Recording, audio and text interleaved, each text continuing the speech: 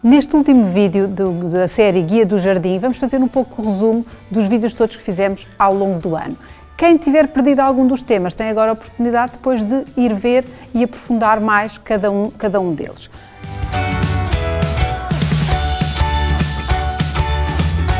O primeiro vídeo foi sobre ferramentas, porque é muito importante quem quer começar a jardinar ter um kit de ferramentas básico. Se nós estivermos a falar de um jardim pequeno, ou de uma varanda ou de um terraço, basta-nos um kit com ferramentas de cabo curto. Se tivermos um jardim, uma horta ou um pomar, convém termos ferramentas de cabo longo para não termos que andar sempre de cócoras ou de joelhos no meio do chão do nosso jardim.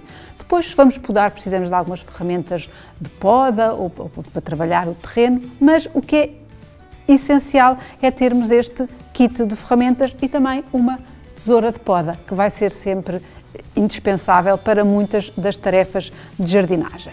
Depois, um dos primeiros vídeos também foi sobre substratos. E o substrato, que é aquilo onde as nossas plantas se vão desenvolver em vaso, é talvez das coisas mais importantes quando estamos a cultivar em vaso ou em floreira, porque as plantas só vão ter aquilo que nós colocamos lá. E as plantas não têm todas as mesmas exigências em termos de substrato. Um cato ou uma suculenta tem exigências completamente diferentes de, por exemplo, uma azália, que é uma planta acidófila e que precisa de um substrato com um pH ácido. Por isso, o que é que nós devemos ter? Devemos ter atenção que quando estou a falar de uma planta de interior como o antúrio, eu tenho necessidades de substrato diferentes de quando estou a falar de um ciclamen, ou de uma azália, ou de um cato, ou de uma suculenta, ou de uma hortícola, etc. Por isso, devemos, sempre que possível, dar às nossas plantas o substrato adequado para que elas se desenvolvam em boas condições. E adequado em termos de textura, em termos de fertilização, em termos de pH, em termos de drenagem, porque isso é que vai fazer com que as plantas se desenvolvam bem. Depois, não menos importante do que o substrato, é a fertilização. Todas as plantas precisam de ser fertilizadas.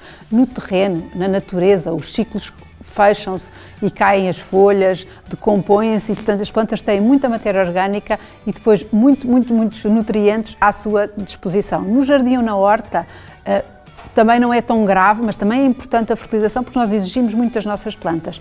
Em floreira ou em vaso é indispensável que nós lhes demos algum extra de fertilização.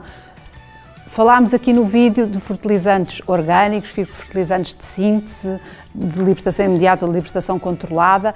É um bocadinho, para cada tipo de planta, as necessidades de fertilização são bastante diferentes. E uma orquídea, por exemplo, ou uma planta de interior tem muito mais exigências de fertilização do que tem uma aromática ou uma trepadeira ou uma suculenta, que são plantas que são mais rústicas e mais resistentes. No entanto, nós devemos também ter atenção quais são os períodos de fertilização. As plantas precisam de ser fertilizadas quando estão no seu período de maior atividade e nessas alturas devemos fertilizar mais. Quando elas estão mais em dormência ou períodos em que não se desenvolvem tanto, não as fertilizamos tanto. Normalmente fertilizamos mais na primavera e no verão, até o outono, e depois descansamos mais no inverno. Outro tema muito importante é a rega. Nós fizemos aqui um vídeo sobre rega em que explicámos como é que se deve regar e porquê. E o mais importante de tudo é, uma planta morre muito mais vezes por excesso de rega do que por falta de rega. E é muito mais fácil eu salvar uma planta com falta de rega do que uma com excesso de rega. Porquê?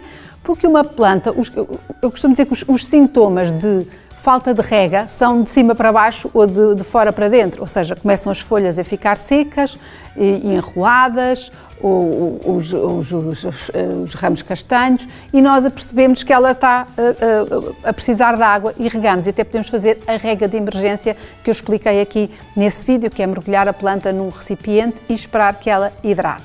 No caso da rega por excesso, os sintomas são exatamente ao contrário. Eles vêm de dentro para fora ou de baixo para cima.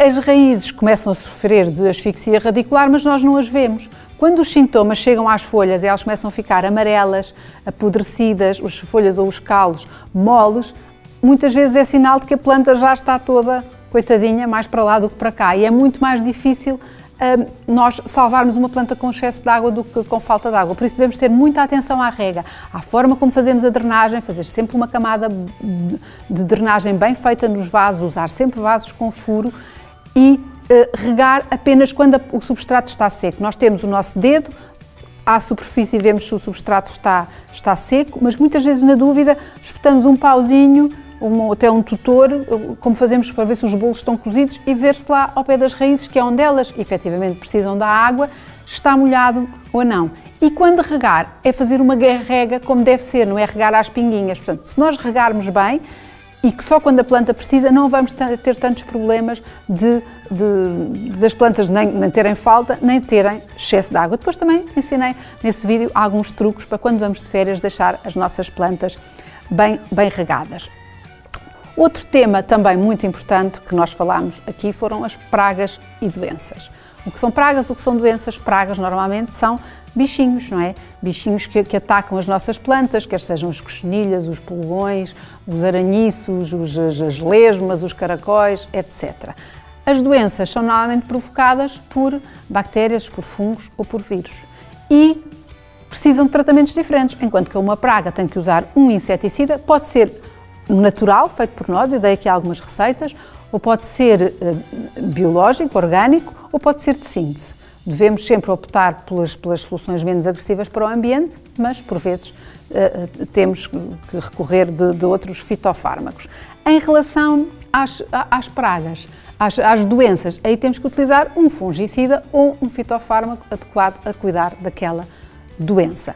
Atenção que se as plantas estiverem bem plantadas, bem regadas, bem fertilizadas, bem podadas, vão ser muito menos suscetíveis a pragas e doenças. Portanto, se nós tivermos esses cuidados todos com elas, elas vão ser mais saudáveis. Depois falámos de muitos temas aqui e falámos também de poda. Foi, aliás, um dos últimos vídeos. E a poda é essencial para quê? Para nós. Nós podamos para nós e não para as plantas, porque, como eu disse nesse vídeo, na natureza as plantas não são podadas, nós podamos por uma necessidade nossa e não das plantas, embora as plantas muitas vezes beneficiem com isso, como é óbvio. E, portanto, se a planta...